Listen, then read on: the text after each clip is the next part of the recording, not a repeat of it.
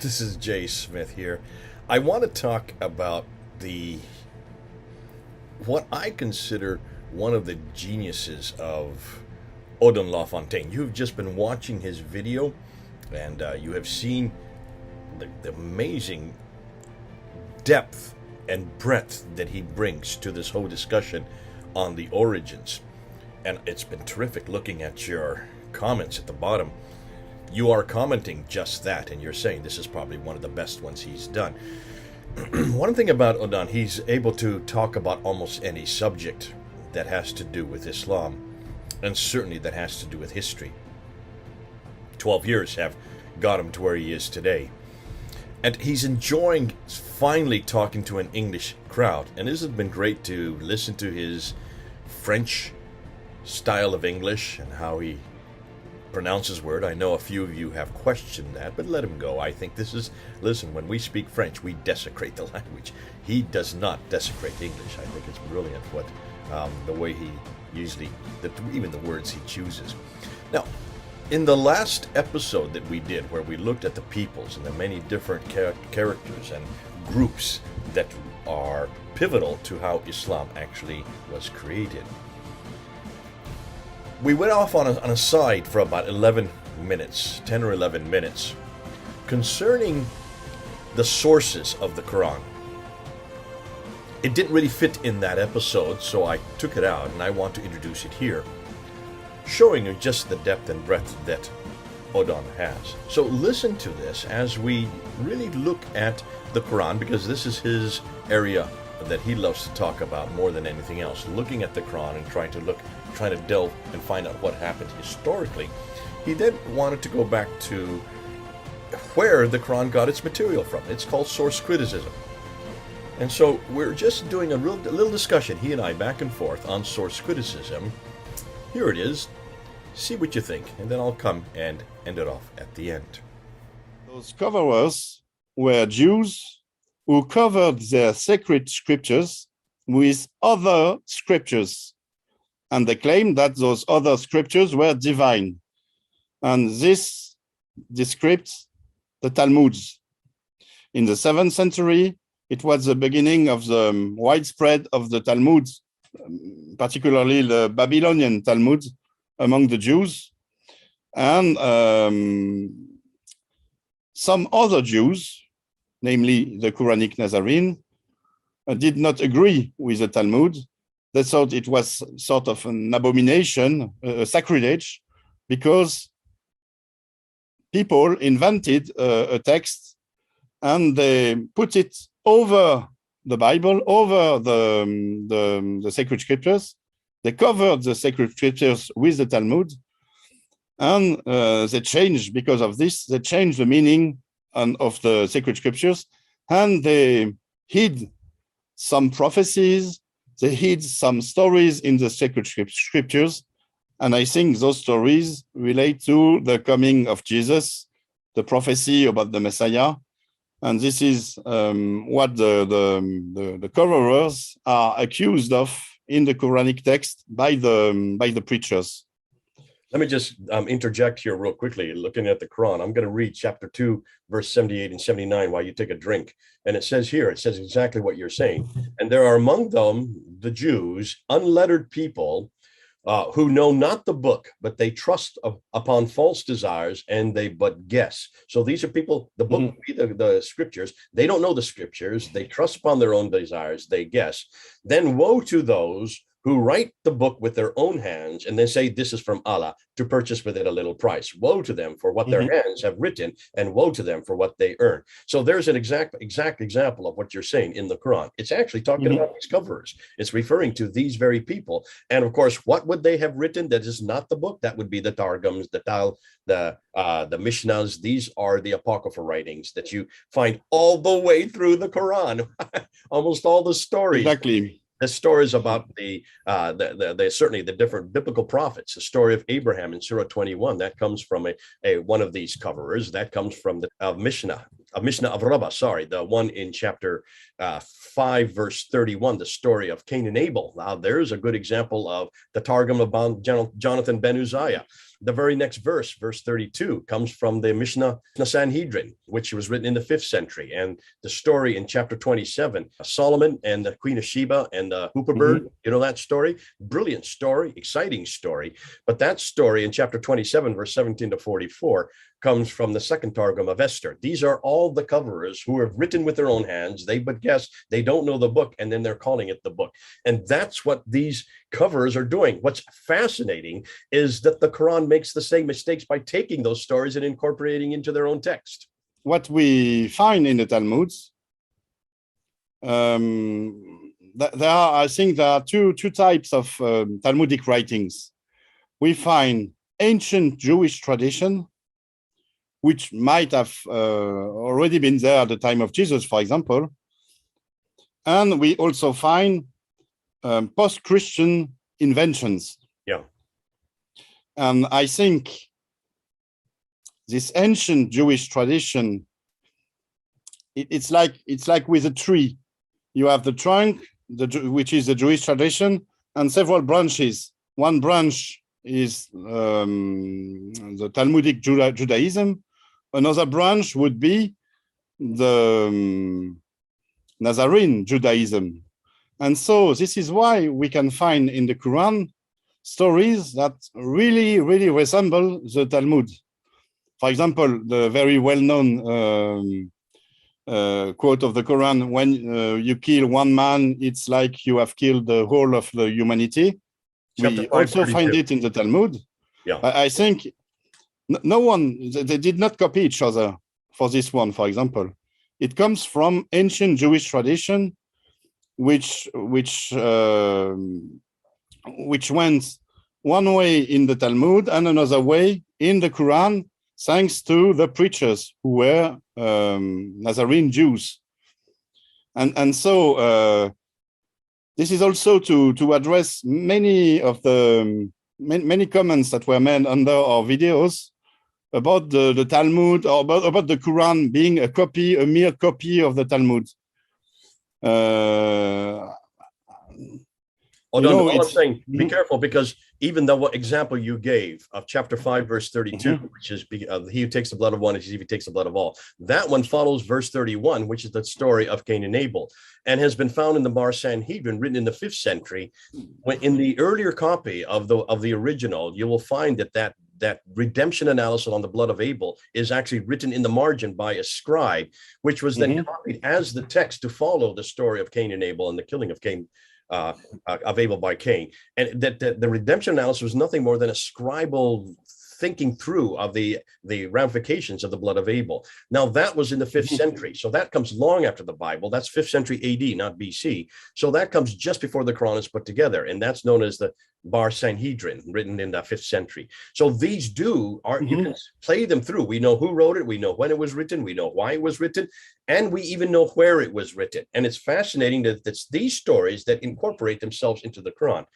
But when you look at chapter 2, verse 79 that I quoted earlier, that one is fascinating, because that one is shutting down this idea that, and it's actually warning the readers of the Quran, be careful of these very stories that are in the Quran. So when and where that was put in there, it's fascinating, because it's a contradiction in terms of the very thing that the Quran incorporates. It's a good argument also to use when Muslims claim that we have corrupted our Bible, and say, well, what about these verses? What about these stories? And exactly, where do you think they came from? And it's good to have this historical perspective to know where. This is what Guillaume D is working on. I've already spoken about him. He's a French scholar who teaches in Belgium, who is a very top-notch scholar on Quranic studies. And for example, he found that many passages of the Quran, many stories of the Quran, are direct copies or translation from ancient Jewish tradition. For example, the story of the creation of Adam is taken from a Jewish story from the 2nd century, the story of Adam and Eve, and it's kind of cut and paste into the Quran, and it's fascinating. It's really amazing to find the sources, some sources of the Quran. And we see a lot of Jewish sources, sources from Jewish apocryphal apocryphs, such as, for example, the Book of Jubilees. We find many interesting stuff in the Quran and also in the Standard Islamic Narrative that were taken from the Jewish tradition that was also expressed in the Book of Jubilees. For example, the Tawaf, the fact that Abraham turned in a circle 7 times around the altar in Jerusalem. This is taken from the Book of Jubilees. You do not find this in the Bible. It's in the Book of Jubilees. And you find this also in the Islamic tradition. This is why the Muslims, when they perform the Hajj in Mecca, turn 7 times around the Kaaba. They imitate, they don't know it, but they imitate the Jewish tradition of Abraham, as it is written in the Book of Jubilees. Yeah. Fascinating. I mean, this is terrific stuff, and maybe we should do a whole series. We did this with Paul. I don't know if you know Paul from London. He did through and found, he didn't know about the Book of Jubilees, but he did find the circumambulation 7 times going counterclockwise. And he noticed that this is something that the Jews did. And of course, if that is the case, then almost all of their traditions have been borrowed from pre-Islamic times, looking way back to Jerusalem itself. One of the things that one person that probably stands out, in 1910, there was a book written on the sources of the Quran by St. Clair Tisdale. For those of you who want an English edition on this material, you can go to that book. It's out of print. You can get it on PDF. Just Google it. The Sources of the Quran by St. Clair Tisdale, Tisdall. And just look at all the stories that Odon is talking about. Do you have it there? But nowadays, we keep on finding new material, sources over sources and more sources. In France, there has been a publication of this. It's a very big book, 3 volumes, the Qur'an des historiens, the historians' Qur'an, in which was directed by Guillaume D and another French scholar. And here we have lots of sources in the Jewish tradition, but also in the Syriac tradition, in the Christian Syriac tradition. Many apocalyptical stories that we find in the Quran are in fact copies of homilies from Syriac priests, such as James of Sarug, or apocalyptical stories from the Syriac tradition. It's amazing. We almost have a sort of scheme. You see, the Quran is a sort of patchwork. Pieces have been sewn together, and we can find now the origin of those pieces.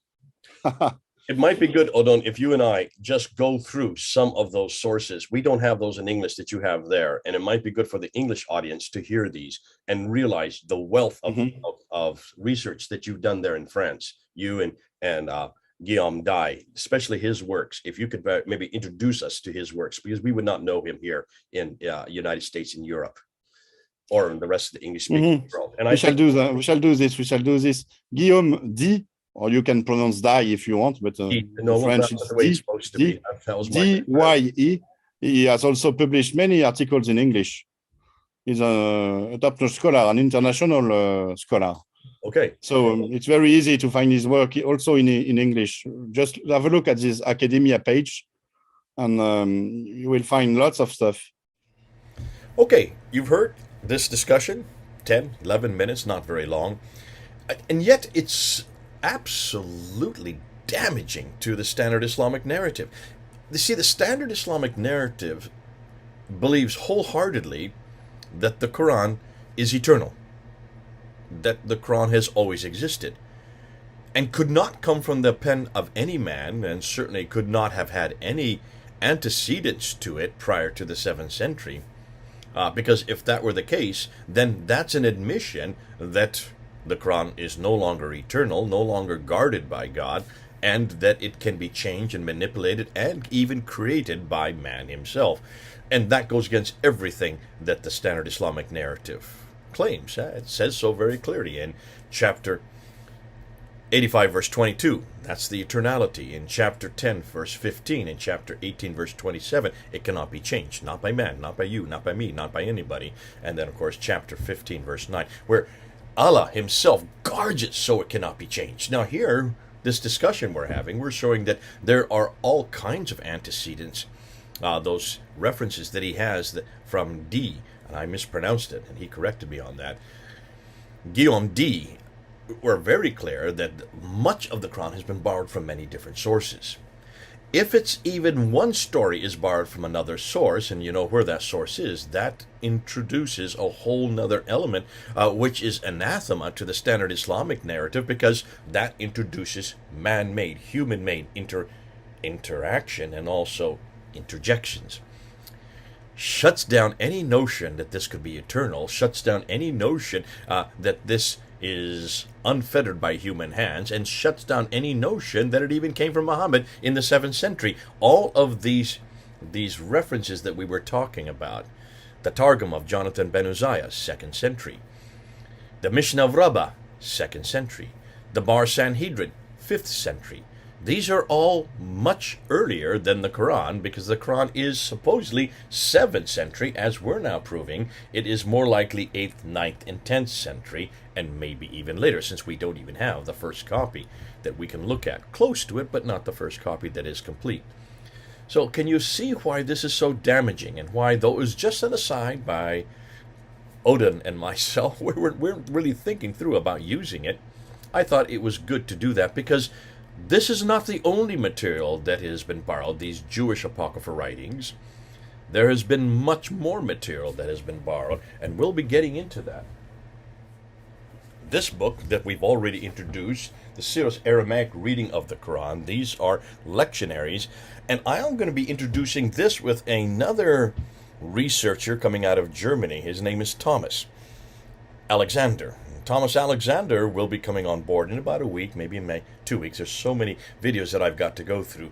But he will be unpacking this book, and this is proving to be one of the most damaging books, because this shows that much of the Quran has been borrowed from Christian lectionaries' sermons. Odon has been referring to that, has he not? And then the other one that is probably as damaging or more damaging is Gunther Lulling's, and this book, it's bright yellow. I don't like the color, but nonetheless, I didn't choose it. A Challenge to Islam for Reformation. We'll be unpacking this, because this is his doctoral thesis. He scored higher than anybody else in his university, so high that he should have been given an automatic professorship, which he was not, because of what this has to say about the Quran. Lots of material yet for us to introduce on this channel. Can you see how exciting this is, though? Because all we're doing is looking and unpacking and asking the very questions that the Muslims should have been asking for centuries. Where did this book, the Quran, come from? Where do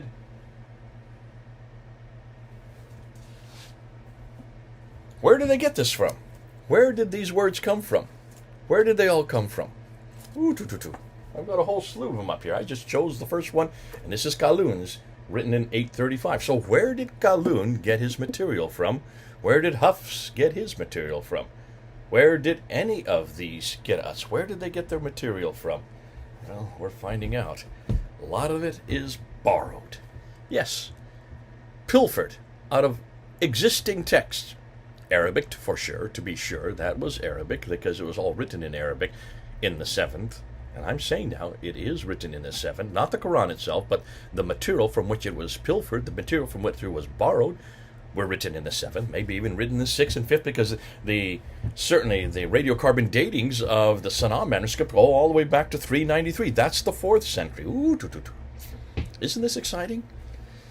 As we unpack and pull back layer after layer after layer of the Quran, we're finding that we're getting back to the source of the Quran. And it is not pretty for Muslims. It's not pretty for Islam. And even for the Western academics who don't want you to know this. More of that later. God bless you. Just thought I'd put this up as a quick little ditty as an appendix to what we were just talking about with Odon.